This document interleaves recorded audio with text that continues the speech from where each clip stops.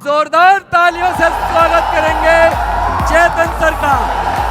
तालियां जोर से बजनी चाहिए।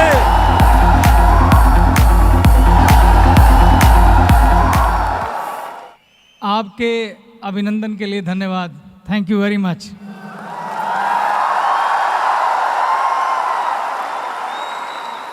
आज बड़ी सीधी सीधी बात करते हैं, कोई घुमा फिरा के नहीं, बिल्कुल सीधी बात।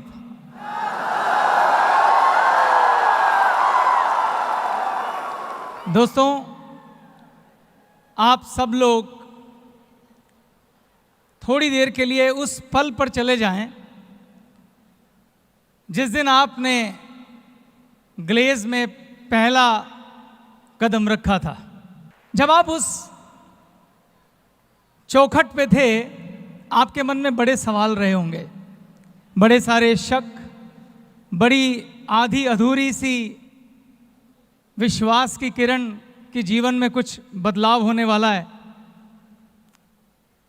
लेकिन एक बात आप सब में कॉमन थी, वो ये थी कि हम सब अपने जीवन में कुछ कर गुजरना चाहते थे।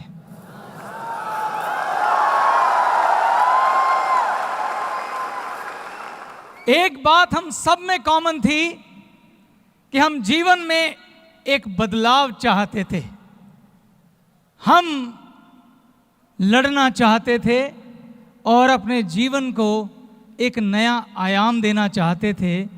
आप ऐसा चाहते थे और आप सबकी यहाँ जो मौजूदगी है वो इस बात का सबूत है कि आप जीवन में ऊंचा उठना चाहते थे। ठीक है? तो मैं यहाँ आज भविष्य के विजेताओं से बात कर रहा हूं।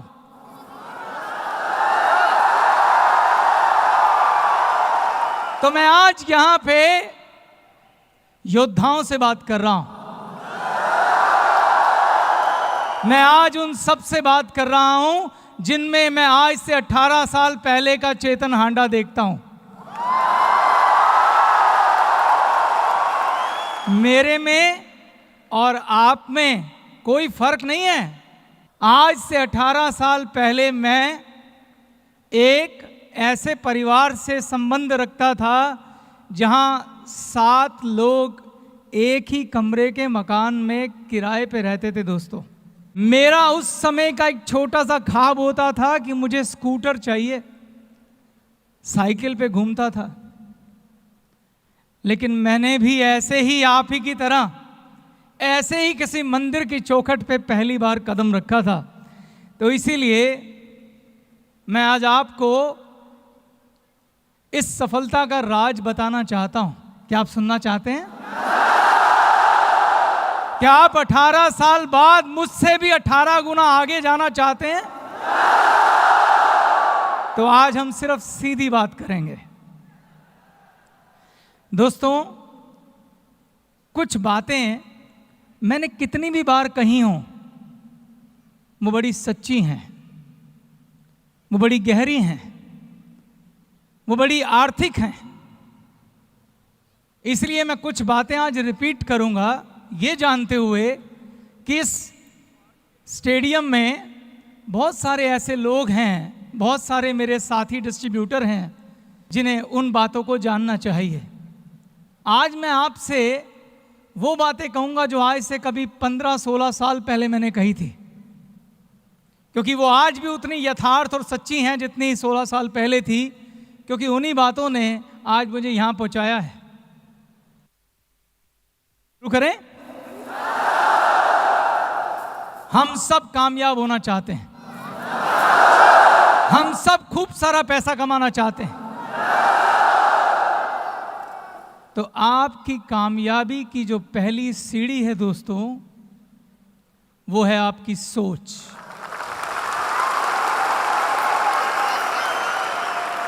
इस दुनिया में सबसे ताकतवर अगर कोई चीज है तो वो है आपकी सोच। सोच से ज्यादा ताकतवर कुछ भी नहीं। अगर आप कामयाब होना चाहते हैं तो सबसे पहले आपको अपनी सोच पे काम करना पड़ेगा। इस दुनिया में अगर कोई भी घटना घटती है तो सबसे पहले वो आपकी सोच में घटती है। ऐसा कुछ घटित हो नहीं सकता जो पहले सोच में ना घटा हो, और जो चीज सोच में नहीं घटती है और अगर वो घटित हो जाए तो उसे एक्सीडेंट कहते हैं। और हमारे जीवन में एक्सीडेंट बहुत ज्यादा नहीं होते, हमारे जीवन में वो होता है जो हमने सोचा होता है। ताजमहल सबसे पहले कहां बना था? किसी की सोच में। अगर आपको शादी करनी है तो पहले वो आपकी सोच में घटित होगी, बाद में वो वास्तविकता पे उतरेगी। तो पहला कदम सोच है। मैं इस शब्द पे इतना जोर क्यों दे रहा हूं? इस दुनिया में जितने भी कामयाब लोग हैं उनमें से 90% लोग मेरी तरह, आपकी तरह जमीन से उठ के आए हैं। सिर्फ 10% लोग रॉयल फैमिली से बिलोंग करते हैं। लेकिन इन सब में एक बात कॉमन है। वो कॉमन बात क्या है? इनकी सोच। सबसे पहले सोच में बदलाव की जरूरत है।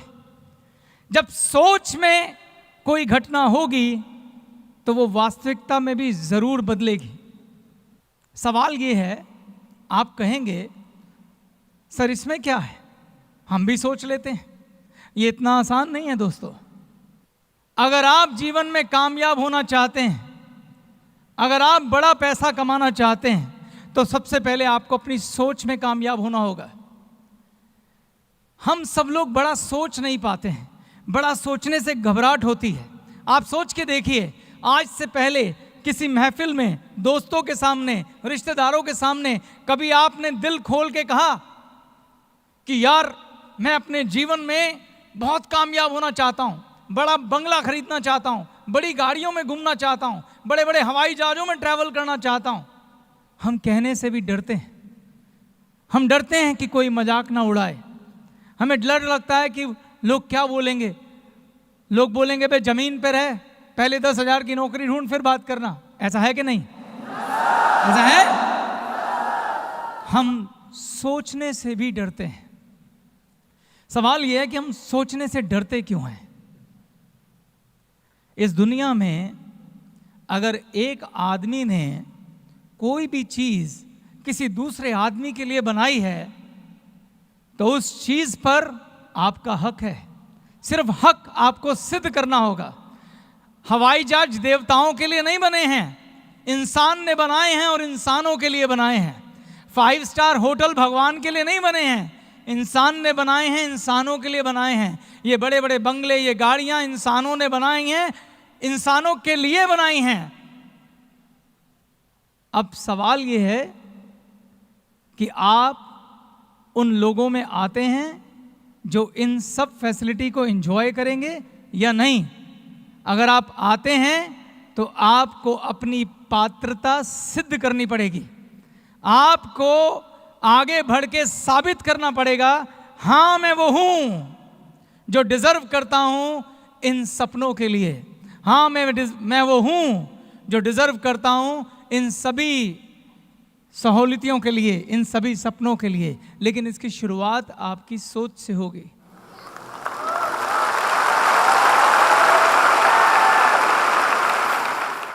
हमारी सोच हमारी परवरिश से जुड़ी हुई है दोस्तों। ये बातें मैं आपको इसलिए कह पा रहा हूं क्योंकि मैं भी इसी दौर से गुजरा हूं। हमारी सोच का निर्माण हमारी परवरिश के वक्त होता है। और हमारी सोच का निर्माण करता कौन है? हमारे माता पिता, हमारे स्कूल के अध्यापक, हमारे टीचर्स, हमारे दोस्त, वो दोस्त जिनके साथ हम खेलते हैं।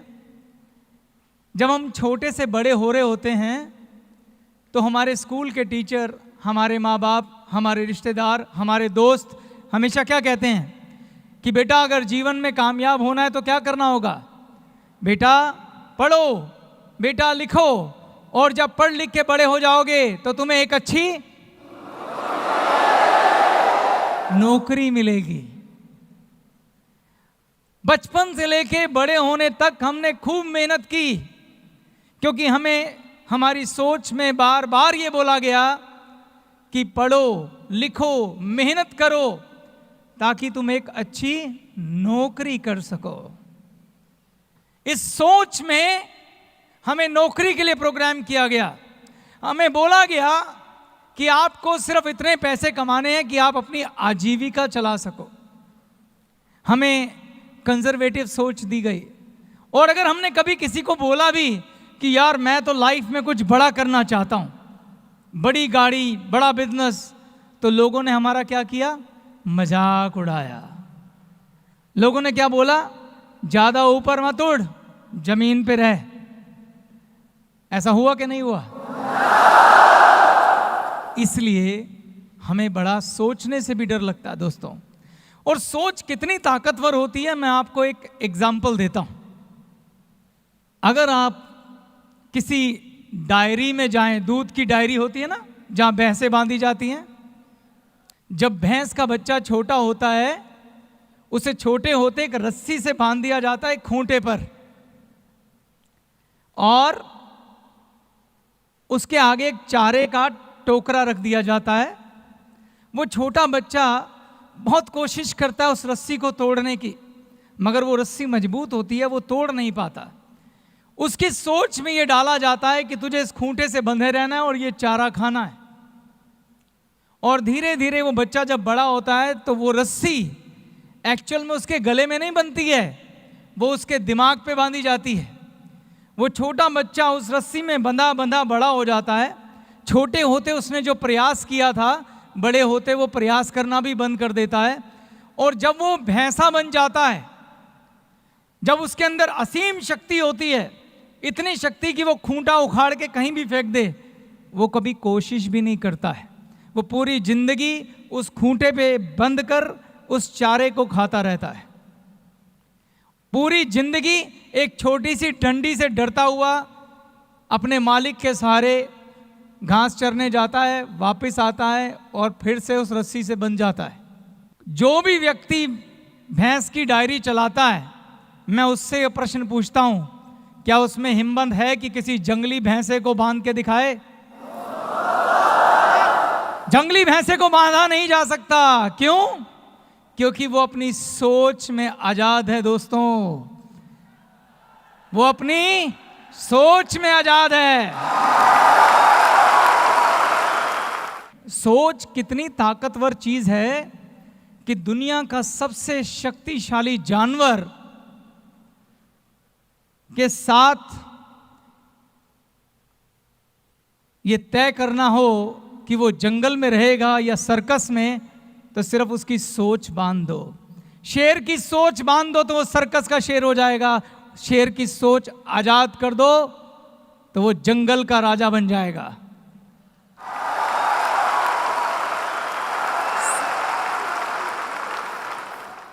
एक बार एक बाज का अंडा कौवे के घोंसले में गिर गया।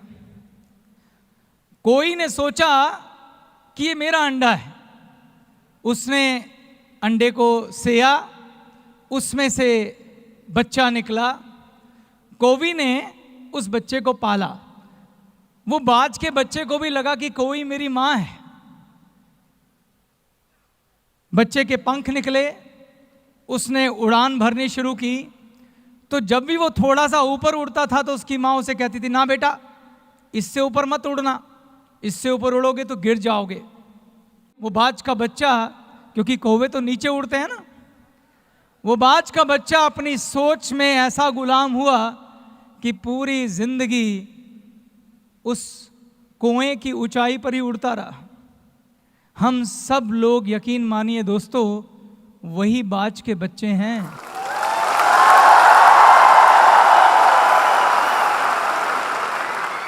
अगर हम चाहें और चाहने के लिए क्या करना होगा? अपनी सोच में आजादी चाहिए पहले, तो हम आकाश में उड़ सकते हैं। जो परवरिश में हमें सोच मिली है, सबसे पहले उसे तोड़ना होगा। सबसे पहले यह विश्वास करना होगा कि हम बाज हैं, कोई नहीं।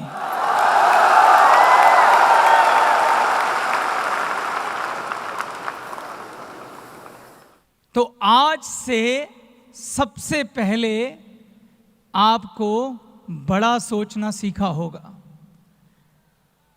आज से आपको सीखना होगा कि आप खुलकर सोचें, बड़ा सोचें, जितना हो सके उतना बड़ा सोचें। इस दुनिया में अगर किसी इंसान ने किसी दूसरे इंसान के लिए कुछ भी बनाया है, वो आप हासिल कर सकते हैं, ये सोच के सोचें। याद रखिए दोस्तों, सोच पहला कदम है, आखिरी नहीं, अभी आगे की बात होनी है।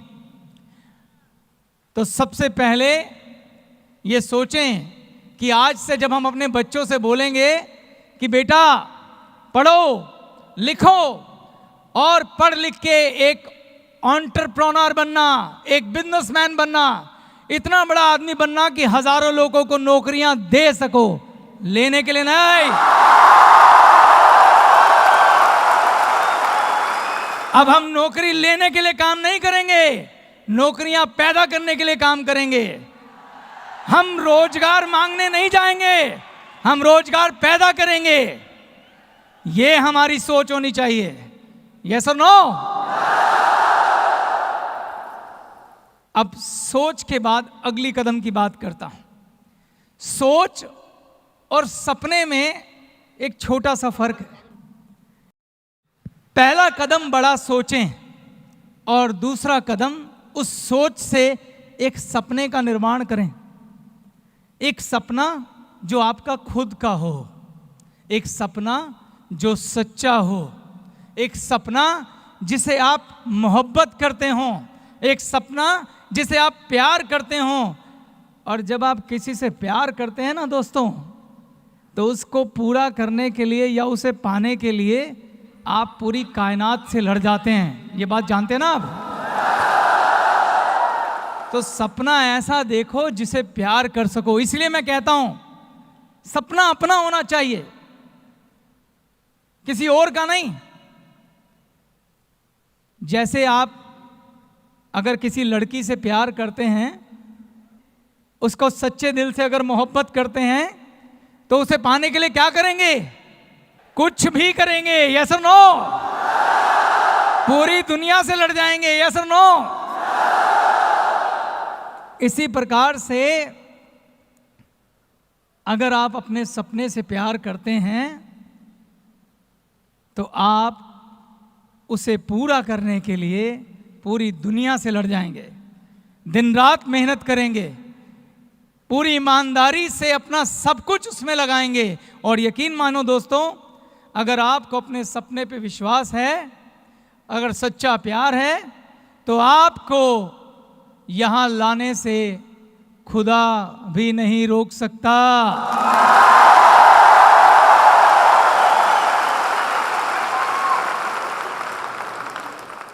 तो पहला कदम,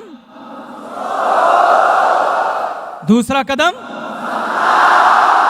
और सपने से ये बात, तो सपने से प्यार होना चाहिए दोस्तों। सोच भी बड़ी कर ली, सपना भी देखा, अब उस सपने को पूरा करने की बात करते हैं। जीवन में जब आप सपना देखेंगे, तो वो ईश्वर, वो भगवान, वो खुदा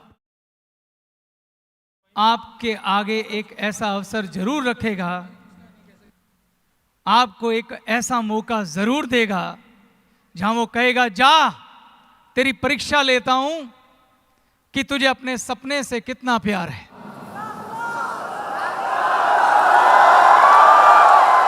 जा, खड़ा हो, लड़ और अपनी मंजिल हासिल कर। और मुझे वो मौका भगवान ने दिया, और मैं जानता हूं आप सबको भी दिया।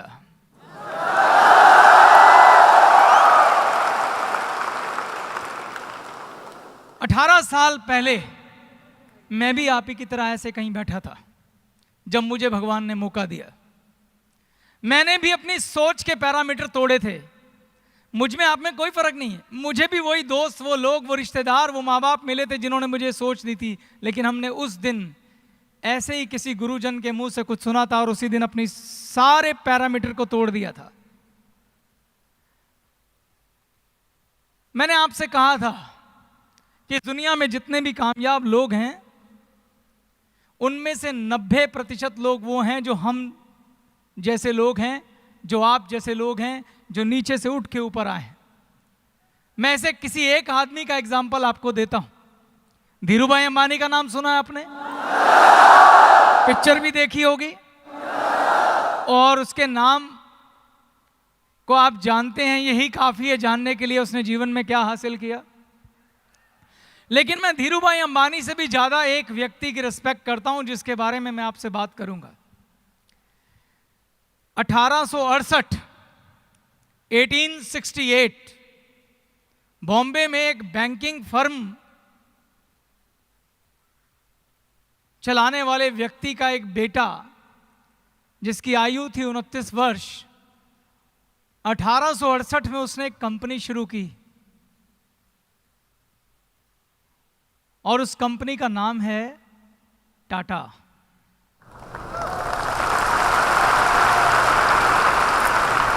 और उस 29 साल के युवक का नाम था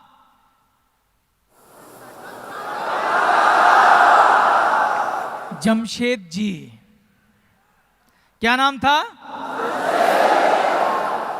इस व्यक्ति का नाम मैं क्यों लेना चाहता हूं आज, यह समझना बहुत जरूरी है। पहली बात, इस व्यक्ति ने भी 1868 में अपने सोच में आजादी ली थी, एक ख्वाब देखा था, एक सपना देखा था और उस सपने से प्यार किया था। और 1868 में ये जो कंपनी शुरू हुई, आज इस कंपनी को 148 साल पूरे हो गए हैं। कितने? 148 ईयर। और 6 जनरेशन ने इस कंपनी को चलाया है। कितनी? अभी 6ठी जनरेशन है। जमशेद जी के बाद दोराब जी, उसके बाद नौरोजी, उसके बाद JRD, फिर रतन और अब साइरस मिस्त्री इस समय इस कंपनी को देख रहे हैं। वो कंपनी जो 1868 में शुरू हुई थी, वो आज 100 कंपनियों में बदल चुकी है। आज टाटा की 100 कंपनीज हैं जिन्हें हम टाटा ग्रुप कहते हैं और 6 लाख से ज्यादा एम्प्लॉई हैं। और आज वो अपने इंट्रोडक्शन की मोहताज नहीं है। मैं ये सब आपको क्यों बता रहा हूं? अक्सर हमारे आसपास लोग भाग्य की दुहाई देते हैं। लोग कहते हैं बिजनेस में उतार चढ़ाव होता है, लोग कहते हैं बिजनेस खराब हो जाता है, कभी अच्छा होता है, कभी गिर जाता है, कभी नुकसान हो जाता है। 148 साल में टाटा के साथ ऐसा कुछ भी नहीं हुआ। 148 साल में 6 लोग, 6 कंपनी के मुखिया बदल गए, मगर कंपनी ने सिर्फ और सिर्फ और सिर्फ और सिर्फ तरक्की की राह देखी, सिर्फ प्रगति की राह देखी। आज देश विदेशों में टाटा की कंपनियां हैं। मैं आपसे सब क्यों कह रहा हूं? जमशेद जी से किसी ने पूछा, आपकी सफलता का राज, ऐसी कंपनी पे भाग्य 148 सालों से क्यों मेहरबान है? तो जवाब बड़ा सिंपल है, क्योंकि इस कंपनी का भाग्य विधाता उसका कस्टमर है।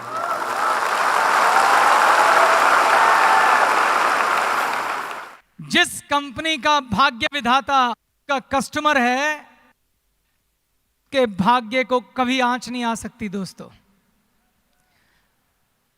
कोई भी कंपनी कितनी सफल होगी यह तय करता है कि उसका प्रोडक्ट कितना बिकेगा। अगर कंपनी कोई बोले ये कंपनी का डाउनफॉल शुरू हो गया, तो मतलब एक ही है कि उसका प्रोडक्ट नहीं बिक रहा है। यस और नो? प्रोडक्ट खरीदा जाए या ना खरीदा जाए, ये कौन तय करता है? कौन तय करता है? तो जिस कंपनी का भाग्य विधाता उसका कस्टमर है, जिस कंपनी के सोच में उसका कस्टमर उसका भाग्य विधाता है, उसका कस्टमर उसका भगवान है, उसका कस्टमर सर्वोपरि है, वो कंपनी का भाग्य कभी खराब हो ही नहीं सकता। मैं इस स्टेज के माध्यम से जो आपको कहने जा रहा हूं, अगर आप सब लोग आज यहां बैठे हैं, अपनी सोच में ये तय करते हैं कि हमें ग्लेस को वैसी ही कंपनी बनाना है जैसे टाटा ग्रुप है, क्या हमें बनाना है? क्या हम भी ऐसा ख्वाब देख सकते हैं कि हमारी आने वाली 6 जनरेशन, 6 नहीं आगे तक, इस कंपनी का भाग्य उदय रहे और हम अपने बच्चों को एक काम दे के जा सके? क्या हम ये चाहते हैं? अगर हम ये चाहते हैं तो हमें अपना भाग्य विधाता कस्टमर को बनाना होगा। किसे बनाना होगा? अगर हम कहते हैं कि हमें कस्टमर को भाग्य विधाता बनाना है तो उसे बनाया कैसे जाता है, पहले वो समझने की आवश्यकता है। कैसे बनाते हैं कस्टमर को भाग्य विधाता? अगर हम किसी को खुश करना चाहते हैं तो क्या करना चाहिए? अगर आप अपनी गर्लफ्रेंड को खुश करना चाहते हैं तो आप उसे तोहफा देंगे अपनी पसंद का कि उसकी पसंद का? उसकी पसंद का। तो अगर आप कस्टमर को भाग्य विधाता बनाना चाहते हैं, अगर कहते हैं कि कस्टमर वंदनीय है, और वो वंदनीय है भी, क्यों वंदनीय है? जब एक कस्टमर प्रोडक्ट खरीदता है, उससे जो पैसा पैदा होता है उससे मेरे सपने पूरे होते हैं। वो सपना जिसे मैंने प्यार किया है, अगर आपको आपके प्यार से कोई मिला दे, अगर आपको कोई आपके प्यार से मिलन करा दे तो वो पूजनीय है कि नहीं? तो अगर आप अपने सपने से प्यार करते हैं तो आपके सपने से आपकी मुलाकात आपका कस्टमर कराएगा। इसलिए ये जरूरी है कि आप समझें कि कस्टमर कैसे खुश होगा, और कस्टमर कैसे खुश होगा ये कौन बताएगा? कौन बताएगा? कस्टमर ही बताएगा। तो मैं आपसे कहता हूं कि आज के इस युग में कस्टमर सेंट्रिक है। जब आप किसी कस्टमर को प्रोडक्ट बेचने जाते हैं, जब आप किसी कस्टमर के पास प्रोडक्ट लेके जाते हैं, तो आप उसे वो प्रोडक्ट मत बेचिए जो आप बेचना चाहते हैं। आप ये जानने का प्रयास करिए कि उसकी जरूरत क्या है, वो क्या खरीदना चाहता है, और उसके मुताबिक उसे प्रोडक्ट दीजिए। आप उसकी दिल से, श्रद्धा से रिस्पेक्ट कीजिए, उसे झूठ मत बोलिए, उसे फरेब मत करिए। अगर आप उसे झूठ बोल रहे हैं, उसके साथ फरेब कर रहे हैं, आप उसे गलत बात कर रहे हैं, बात बढ़ा चढ़ा के बोल रहे हैं, आप चीटिंग कर रहे हैं, सॉरी दोस्तों, जितनी मर्जी बड़ी सोच कर लो, जब सपनों से प्यार नहीं, कस्टमर के लिए रिस्पेक्ट नहीं, भाग्य विधाता के लिए इज्जत नहीं, तो आपके सपने पूरे नहीं हो सकते। आपके सपने पूरे नहीं हो सकते। कस्टमर ही आपको बताएगा कि मुझे क्या चाहिए। उसके साथ ईमानदारी, सच्चाई के साथ पेश आए। मैं आपको सफलता के कुछ सूत्र बताता हूं। सबसे पहले जो भी कोई डिस्ट्रीब्यूटर आता है, जो भी डिस्ट्रीब्यूटर है, उसे सबसे पहले अपनी ट्रेनिंग पूरी करनी चाहिए। 7-8 दिन लगा के, 10 दिन लगा के पूरा ज्ञान प्राप्त करना चाहिए, पूरी ट्रेनिंग लेनी चाहिए। हर प्रोडक्ट की ट्रेनिंग लेनी चाहिए, किस प्रोडक्ट के अंदर क्या है, इसे प्रयोग करने की विधि क्या है, इसके फायदे क्या हैं। दूसरे नंबर पे इन सभी प्रोडक्ट को इस्तेमाल खुद करके देखना चाहिए। आप बता सकते हैं मैं ऐसा क्यों कह रहा हूं कि हमें खुद इस्तेमाल करके देखना चाहिए? ताकि जब आप किसी कस्टमर को जाके किसी प्रोडक्ट की तारीफ करें तो झूठी नहीं करें, यहां से दिल से निकलनी चाहिए सच्ची तारीफ। और मैं आपको छूट देता हूं कि अगर आपको कोई प्रोडक्ट पसंद नहीं आया, अगर आपको कोई प्रोडक्ट अच्छा नहीं लगा, आप हमें बताइए, मत बेचिए कस्टमर को, होने दीजिए नुकसान, गलत चीज नहीं देंगे कस्टमर को, नहीं देंगे कस्टमर को कोई गलत चीज। आप हमें बताइए, हम इंप्रूव करेंगे, उसे और बेहतर करेंगे।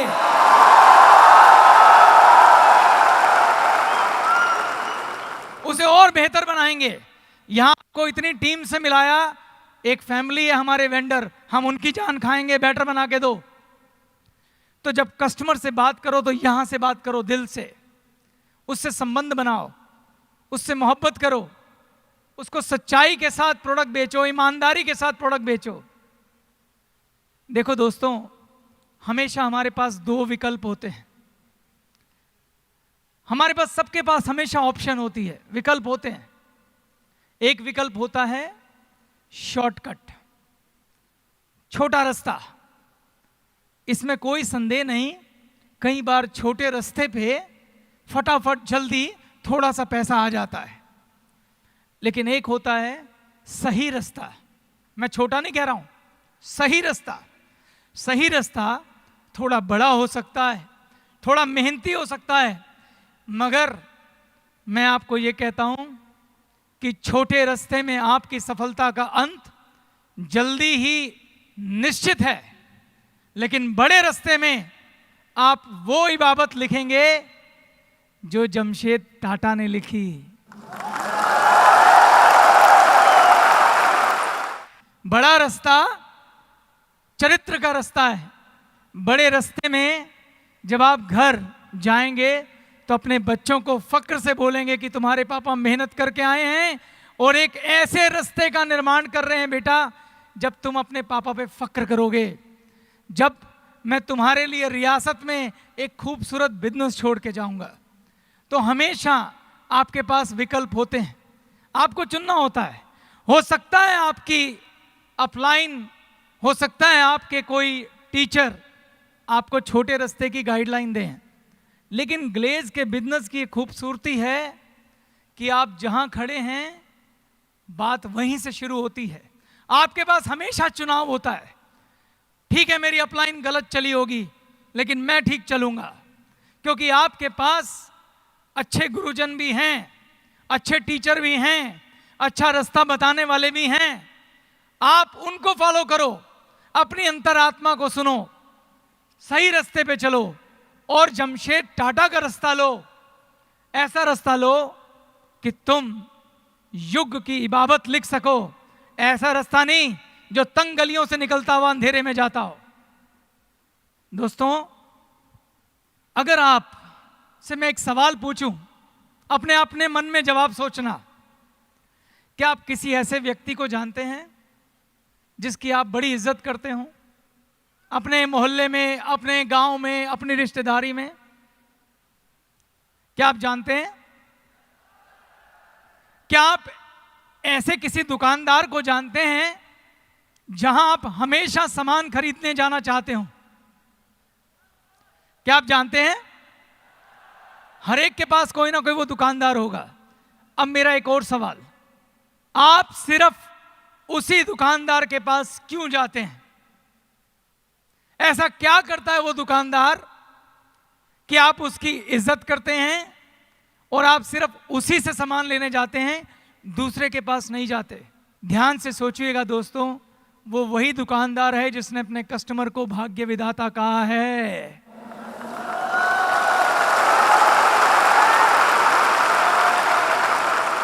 दिल्ली में तिलक नगर में ऐसा ही एक दुकानदार है जिसे मैं जानता हूं, जिसने छोटी सी दुकान से काम शुरू किया था। आज उसके यहां 40 सेल्समैन हैं, बिजली की दुकान है। और उसकी खूबसूरती क्या है? इतना ईमानदार है, इतना सभ्य है, इतना व्यवहारजनिक है, इतना कस्टमर फ्रेंडली है। अगर आप उसके पास एक छोटे बच्चे को भी सामान खरीदने भेज देंगे तो वो कभी धोखा खा के नहीं आएगा, कभी नकली चीज नहीं बेचेगा। और तो और, अगर आप सामान वापस करने जाएंगे, 1 मिनट से पहले पैसे वापस करके सामान रख लेगा। जब ऐसे व्यक्ति के पास हम जाते हैं तो हम जब उसको पैसे देते हैं, वो हमें प्रोडक्ट देता है, तो हम जानते हैं उनको पैसे के साथ साथ क्या दे के आते हैं। जब एक बिजनेस ट्रांजैक्शन होती है, जब एक प्रोडक्ट बिकता है, खाली दो चीज़ों का आदान प्रदान नहीं होता। आपको लगता है हमने किसी को पैसा दिया और बदले में प्रोडक्ट ले लिया, बात यहाँ ख़त्म नहीं होती है दोस्तों। यहाँ दो पॉसिबिलिटी हैं। आप एक दुकानदार के पास गए, आपने उसे पैसे दिए, उसने आपको प्रोडक्ट दिया। अगर वो दुकानदार शॉर्टकट वाला है, अगर वो झूठा है, अगर वो बेईमान है, तो क्या होगा? आप उसको क्या दे के आएंगे पैसों के साथ साथ? बद्दुआएं। आप उसको क्या दे के आएंगे? डिफेम। डिफेम मतलब बदनामी। जब आप घर पहुंचेंगे आपको पता लगेगा उसने ज़्यादा पैसे ले लिए, उसने गलत चीज़ बेच दी, उसने खराब चीज़ बेच दी, तो आप 10 लोगों को जाके बताएंगे कि नहीं बताएंगे कि वो दुकानदार खराब है? बताएंगे? उस दिन उस दुकानदार ने हो सकता है एक प्रोडक्ट में शॉर्टकट से 10 रुपए फालतू कमा लिए हों, लेकिन वो जिंदगी भर का धंधा खो गया उस दिन। अब मैं दूसरे दुकानदार की बात करता हूं। एक दुकानदार था जिसके पास आप प्रोडक्ट लेके आए, आपने उससे प्रोडक्ट खरीदा, उसने आपको वाजिब दाम पर पूरी ईमानदारी के साथ असली प्रोडक्ट दिया। आप घर गए, तभी आपको लगा मुझे ये प्रोडक्ट पसंद नहीं है। आप वापस उस दुकानदार के पास गए कि भाई ये प्रोडक्ट हमें पसंद नहीं है, आप ये रख लो और पैसे वापस कर दो। दुकानदार ने आपसे बिना सवाल किए आपके पैसे वापस कर दिए, आपने पैसे लिए, आप घर आ गए। क्या यहाँ कोई बिजनेस हुआ? क्या यहाँ कोई बिजनेस हुआ? आपने उसका प्रोडक्ट वापस कर दिया, पैसे लेके घर आ गए। क्या उस दुकानदार ने कुछ कमाया? यहां आज बहुत बड़ा बिजनेस हुआ दोस्तों। उस दुकानदार ने बहुत कुछ कमाया। जानते हो क्या कमाया उसने? आपका विश्वास कमाया।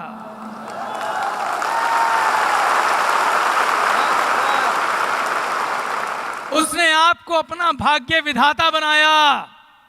और जब आप 10 लोग के पास मिलेंगे, आप उसके 10 बार गुण गाएंगे और आप उसके पास 10 कस्टमर भेजेंगे। उस दिन उसने अपना बिजनेस 10 गुना बड़ा किया।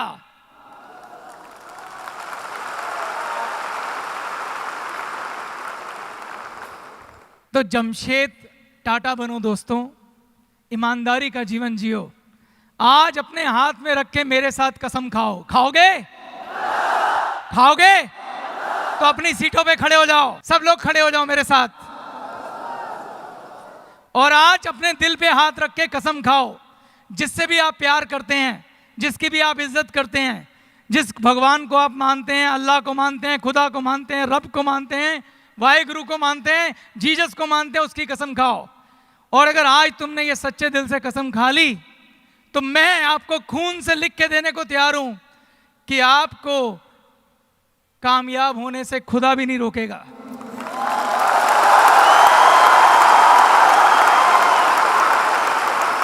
तो मेरे साथ शपथ लो। लोगे? बोलो। मैं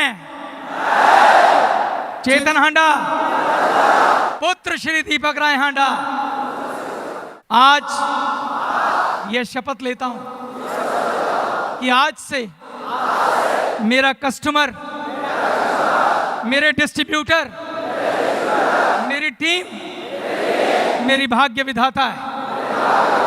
आज से मैं पूरी ईमानदारी के साथ, पूरी सच्चाई के साथ, पूरे दिल के साथ, पूरी श्रद्धा के साथ इस बिजनेस को करूंगा। ग्लेज मेरी वंदनीय कंपनी है।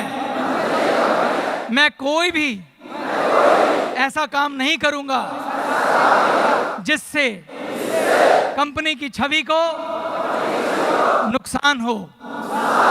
मैं आने वाले डिस्ट्रीब्यूटर को पूरी ईमानदारी के साथ, पूरी सच्चाई के साथ, पूरी पवित्रता के साथ बिजनेस से संबंधित जानकारी दूंगा।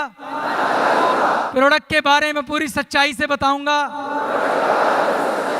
हर वो बात जो उसके लिए जाननी जरूरी है उसे पूरी ईमानदारी से बताऊंगा। मैं अपनी उस अपलाइन की पूरी इज्जत करूंगा जो ईमानदारी से मुझे बिजनेस सिखाएगी, कंपनी के दिशा निर्देश बताएगी, कंपनी की गाइडलाइन देगी। मैं कंपनी के सिंडिकेट, वीसी, आरसी इनको सम्मान की दृष्टि से देखूंगा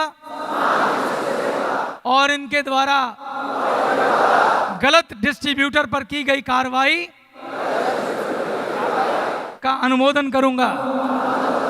ना मैं गलत करूंगा, ना मैं गलत करने दूंगा, क्योंकि ये मेरी कंपनी है, ये मेरी विरासत है। मैं इसे गंगा की तरह पवित्र बनाऊंगा और भविष्य में आने वाली जनरेशन के लिए एक मंदिर की तरह छोड़ के जाऊंगा। थैंक यू वेरी मच दोस्तों, थैंक यू वेरी मच।